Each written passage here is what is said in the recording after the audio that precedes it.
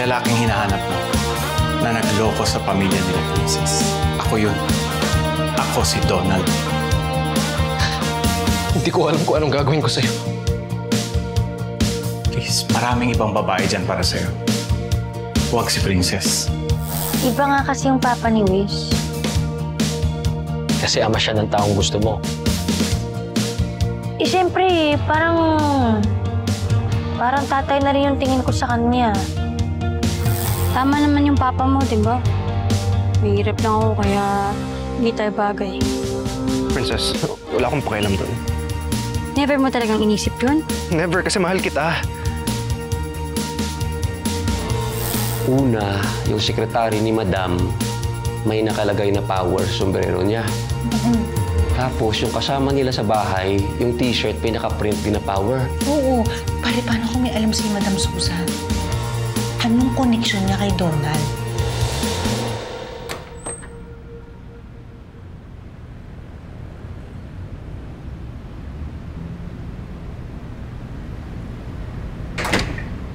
Ma'am, ito na po yung mga papers. Na-check ko na po siya lahat. Malinis naman po. At nandito na rin po yung mga check-in na dapat yung pirmahan. Okay, good.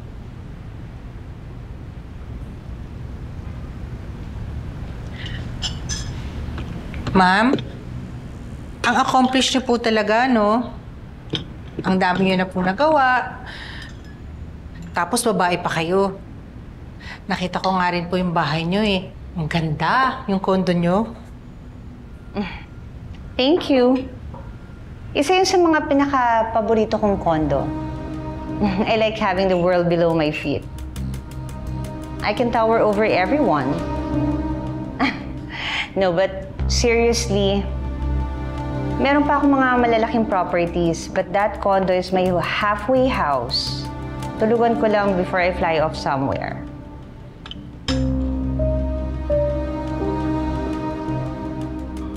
Kaya nga po nai-inspire po talaga ako sa inyo. Kaya po gusto ko talagang malaman kung ano po yung mga nagawa niyo. Kasi malay niyo, magawa ko rin yun. Basta matyaga ka lang, uunlad ka, Selma.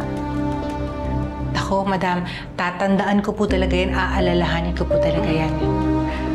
Ano po ba yung trabaho niyo bago niyo po na tayo tong foundation? I was a small investor. Doon ako nagsimula. Investment? Para pong yung mga lending investment?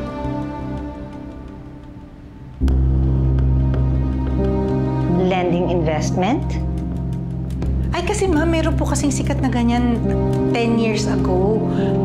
Kaso baka hindi niyo na ho alam yun kasi di ba nasa US kayo? Anong investment? Sikat po yun dati. Yung power.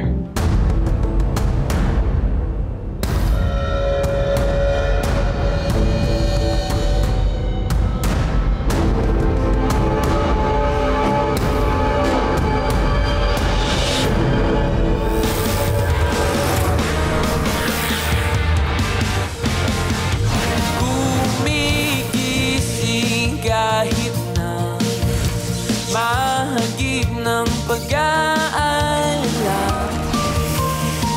pagtapos ng ulan, may darating na kalayaan. Iyong pagmasdan, bahaghari ay daraan. Oo, tuloy lang sa pagtakbo. Narito ako, sumasabay sa'yo. Oo, itaas ang iyong noo. Sundan mo lamang ang iyong puso at papadyak hanggang sa dulo. Papadyak hanggang sa dulo. What? What made you think na involved ako doon? Ma'am, kasi po nakita ko po yung maid nyo na may suot na t-shirt naman ng power. Ang sabi po niya sa akin, galing daw po sa inyo yun. may connection po ba kayo sa power, ma'am? What did you say?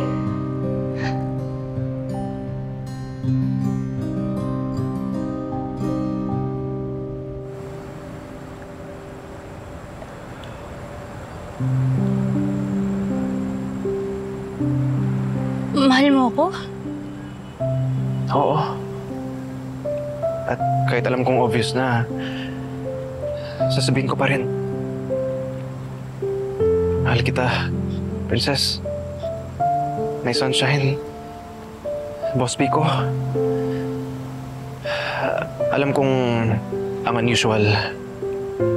Kasi ang layo mo sa babaeng gusto ko. Hindi ikaw yung gym girl ko. I mean, ikaw lang nagpa-realize sa akin what true love is. It's selfless. It's peaceful, comforting.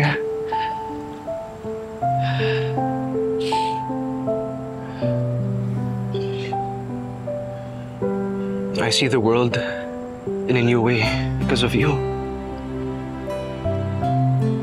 Mahal mo. Mahal ko rin. Ang mahalaga para sa'yo, mahalaga rin para sa akin. Tulad ng... Tulad ng singkusing. Dahil sa'yo, minahal ko ang singkusing. At dahil sa singkusing, minahal kita. Iba yung hinahanap ko, pero ikaw yung natagpuan ko.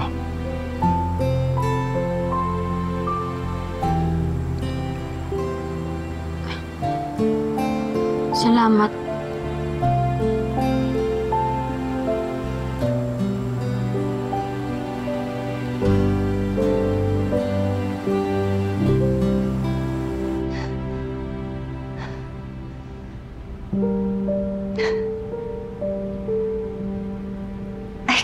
Believe it. Na pinaalala mo sa akin yung pinakamasakit at worst memories ko dito sa Pilipinas. Madam. Yes! Alam ko yung power! Nag-invest ako doon! Kinuha nila yung pera ko! Kinuha nila yung napundar ko! Mga walang hiya sila! Naka-recover lang ako dahil my best friend helped me. Amanda, my friend. She always saved me. Nasa kalsada na ako. Pinulot niya ako. Kahit patay na siya, I try to be a good person para ma-pay forward ko yung kabutihan na ginawa niya sa akin. Madam, sorry po. Sorry po talaga. Hindi ko po alam na isa ka rin pala sa mga naloko nila, ha?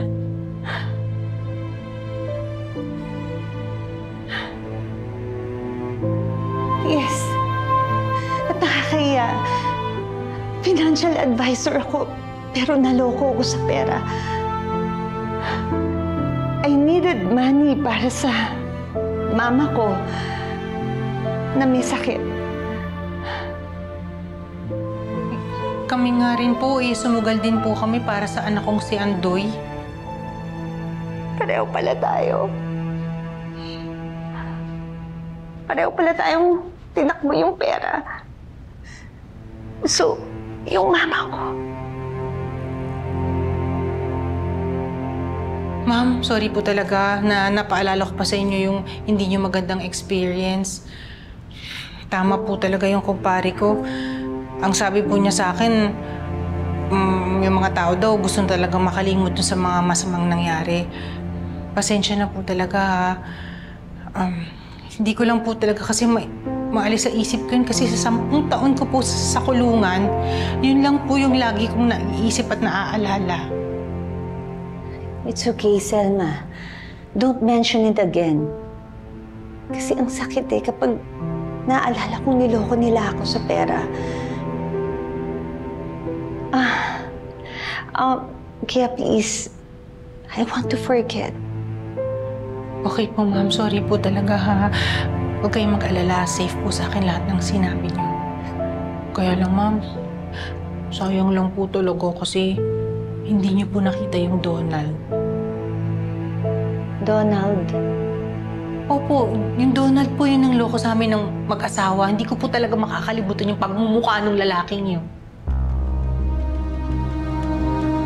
Donald.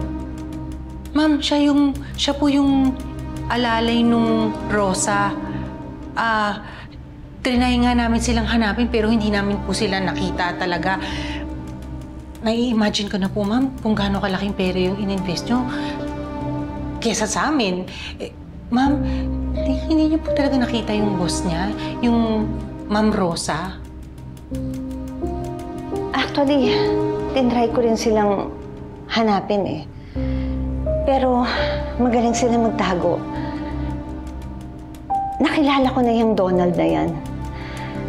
That sly, pathetic liar. Actually, nag-hire pa ako ng private investigator para hanapin sila. Pero hindi sila mahanap. Baka ng ibang bansa. Kaya hindi mo makita dito sa Pilipinas.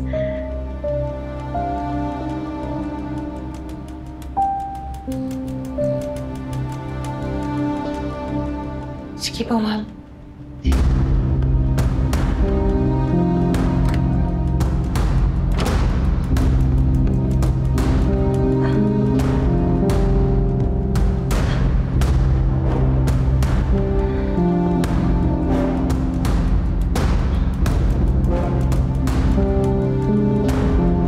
Salamat. Oo, bakit may inaasahan ka bang ibang sagot ko? May ina-expect ka bang ibang tanong? Tingnan mo to. Tanong din yung sasagot sa tanong ko. Pero ikaw, ganun ba yung gusto mo? Sige, ano bang pag-uusapan natin? Yung sasabihin mo? O yung magiging reaction ko sa gusto mong sabihin? Ako, si Donald Vasquez. Ang nag-scam sa pamilya ni Princess. Hindi. May iba pa. Ano? Ano ba gusto mo sabihin?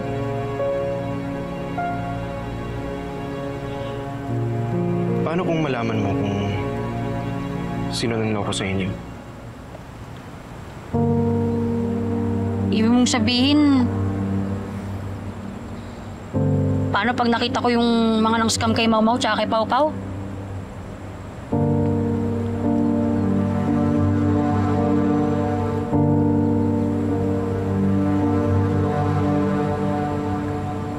Buti na lang nalusutan ko yung mga tanong ni Selma. But that woman, hindi tinatantanan ng scam natin.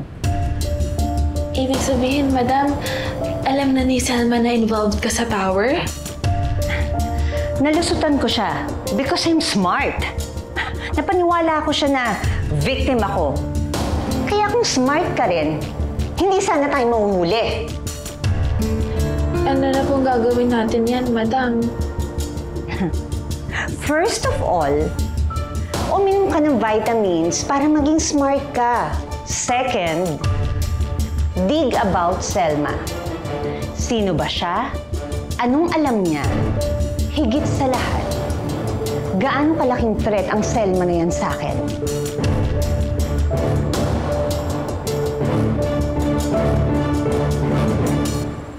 Anong gagawin mo kapag nakita mo sila? Mapapatawad mo ba sila? Mapapatawad? Hindi! Hindi ko mapapatawad yung mga yun, no? Bumalik na naman yung galit ko. Siisipin mo, ha? Paano kung hindi nila ni-scam si Mau Mau tsaka si Pau Pau? Eh di sana buhay pa yung tatay ko ngayon. Kung buhay si Pau Pau ngayon, di sana nakapag-aral ako, maganda yung buhay namin. Di sana ako namalit ng papa mo. Tsaka, kung ayos yung sitwasyon ko ngayon, siguro di ako magdadalawang isip ibalik yung feelings mo. I'm sorry, Princess. I'm really sorry. Uy, ano ba? Ka ba nagsasorry? Wala ka namang kasalanan. No. Ako dapat na mag-sorry sa'yo. Kasi dahil sa sacrifices mo at ng pamilya mo, I became who I am. I became who I am? Ha? Anong ibig mong sabihin? I'm sorry. Really sorry. If I have to say this 1,000 times over, magsasorry ako sa'yo. Wes, sinabi ko naman sa'yo, ayos na yun. Ano yun, tapos na yun. Kalimutan mo na. Kasi kahit ako gusto kong kalimutan na yun eh. Dahil syempre ayoko namang maapektuhan yung mga pinagsamahan natin, no? Kaya kahit nangyari yun, sana walang magbago sa atin. Saka sana wag kang mawala sa akin, ha?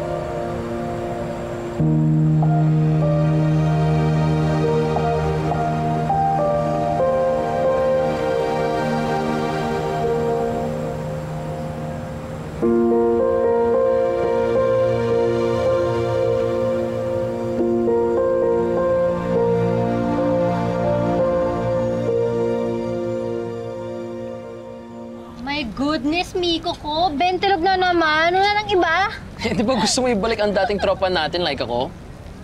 So, syempre, kasama si Millie dyan. Madaling mapaa mo yan. Ha? Order ko lang sa kanya ng Topsy everyday. Bibigay yan sa'yo. Uy. Like, hindi ako ganun ka-easy, ha? Hindi ako ganun. Ganun ba? Niniwala ka dyan. Pero, kayong dalawa, ha? Mamin nga kayo. Anong meron? Ha? Parang may something sa inyo eh. Uy, nothing. Millie, I promise you nothing, ha? Me and Miko, just friends. Friends? Yes! Friends Oo talaga. nga. Eh bakit lagi kayo magkasama? Malisyoso nito. Kaya nga kami magkasama kasi friends. Ay, tulad nyo ni Dos. Ano? Nax, nakadevelopan. Anong developan? Uy, hindi ah. Joke lang yun. Joke lang yun. Acting lang kami nun ni Dos. Parang kay drama, ganun. Para layuan ako ni Axel. Alam mo, Millie, hindi magwa-work yan. Ay, nako, gusto ko, 500 pesos, hindi yan titigil. Si Axel, Diyos ko, Lord. Sa tingin ko mag-work. Ha? Sige na nga, pupusta din ako. 500. Gustahan po. Titigil si Axel. Tsaka feeling ko, magkakatuluyan sila ni Dos at Millie. Yeah! Nasabi mo, nasasambit ako sa sinasabi mo. Alam mo, sa dami ng lalaki dito, si Dos talaga. Alam mo, Millie, kung gusto mo talagang mag-work yung binabalak mo, pumili ka ng pogi. Pogi? Drop dead pogi talaga. Tapos, yung hindi maasim. Tapos, dapat may abs. Kailangan may abs, ha? Para si Miko. Diba? Oh my God. Wait. Ba't hindi na lang kayong dalawa? Ay! Double na! Makayak naman, grabe. Parang nawala na ako ng gana.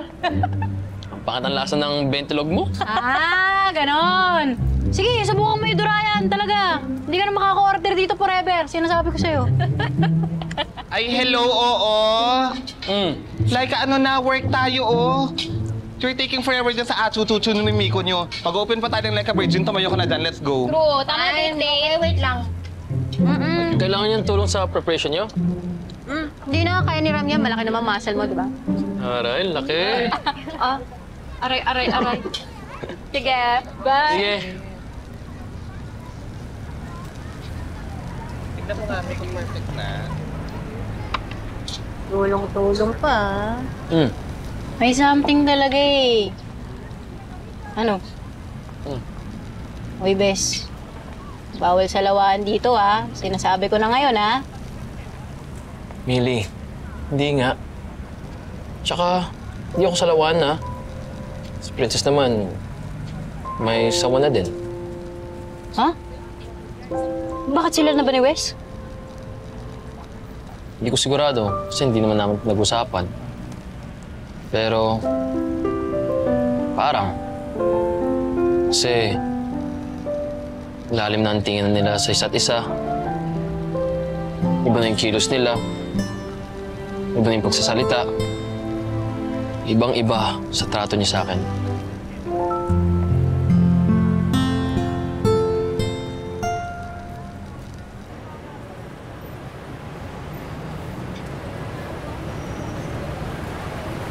Princess.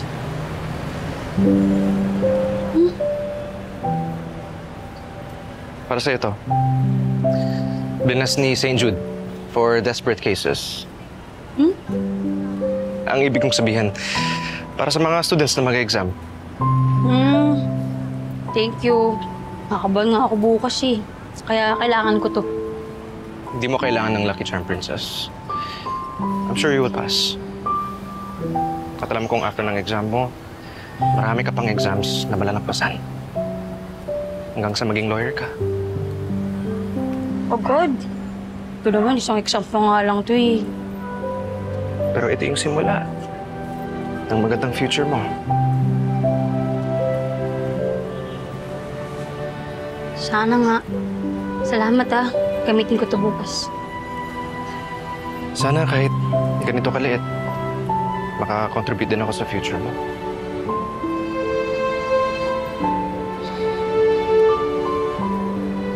Princess.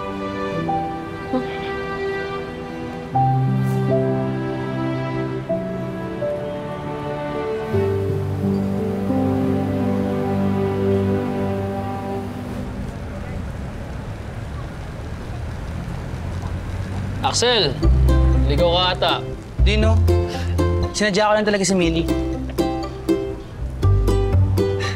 Alam mo, kahit may boyfriend ka na. Yes! Diba? At love na love ko siya, si My Loving Absdos. Oh, alam mo, diba? Oh, ramdam mo na. Ramdam mo? Hindi ako titigil. Tagal-tagal kong inintay ka tapos pinangarap. I will not go down easily. I will fight my love for you. Ayoko nga. Hindi, kahit ayaw mo, paparealize ko sa'yo na hindi kayo bagay ni Dos at ako ang #1 para sa'yo. Uy, akin na yung 500 ko. Mas mga tusulog ko, ha? Sabi ko sa'yo eh. Patay. Wala akong 500. Ha? Sa next sana lang. Ay, hindi. Additional 500 yan. Sorry. Di kiss na lang bayad mo, Miko. Uy, hindi ganun presyo ng kiss ko, ha? Ay, wow. As if naman tatanggapin ko yung kiss mo. You're the best thing that ever happened to me. But I'm sorry. Sorry dahil ganito na ako. Hindi ako worthy sa'yo. Uy, sandali. Naman, lumabot ka na doon na di ka worthy para sa akin. Oo, kasi everything about you is beautiful. I'm really sorry, Princess. Uy, ba't ka ba nagsusuri ng ganyan? Parang...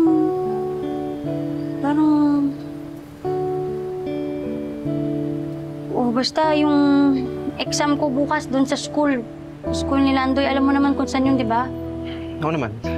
Sige, basta mga 3:00 tapos na yung exam ko. Sunduin ako ng mga kapatid ko. Kung makakadaan ka, daan ka. Sige, pumasok ka na. Sige. Kailangan mo mag-review at matulog ng maaga para fresh ka bukas. Kalimutan mo muna yung sinabi ni Daddy. Sana one day, mapatawad mo kami. Isipin yun, Wes. Diba sinabi ko naman sa'yo bago ako umalis dun sa ospital na ayos lang yun. Labas ka naman sa mga sinabi ng tatay mo sa akin eh. Siya, mag-ingat ka. Bukas ha. Doon lang sa school. Sige. Salamat ulit. I'm sorry. I'm really sorry. gusto kong sabihin sa'yo ang alam ko. Pero paano? Please give me time. Pare, mag-usap nga tayo.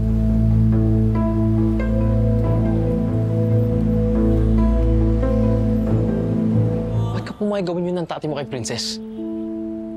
Hindi ko alam kung bakit biglang ganun si Daddy kay Princess. Akala ko okay na eh. Nagulat din ako. Pero para lang alam mo, hindi ko gusto yung ginawa ni Daddy kay Princess. Kahit na! Hindi mo malang pinagtanggol ang best friend ko. Dapat hindi ka pumayag na ginaganon-ganon ng tati mo si Princess. Hindi ka pang boyfriend ng best friend ko, sinasaktan mo na siya. Hindi mo kasi alam yung buong story, ha? Ano?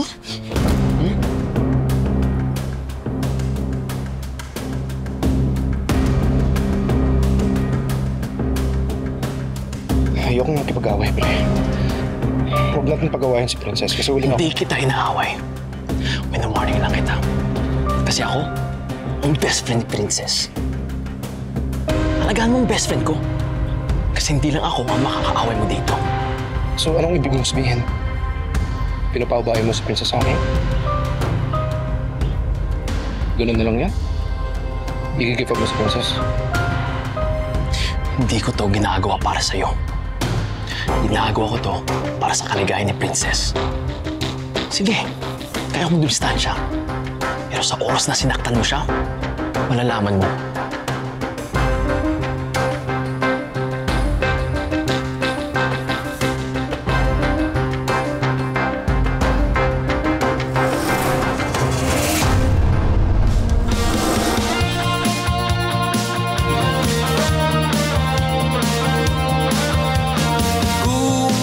Gumigising kahit na mahagip ng pag-aalala.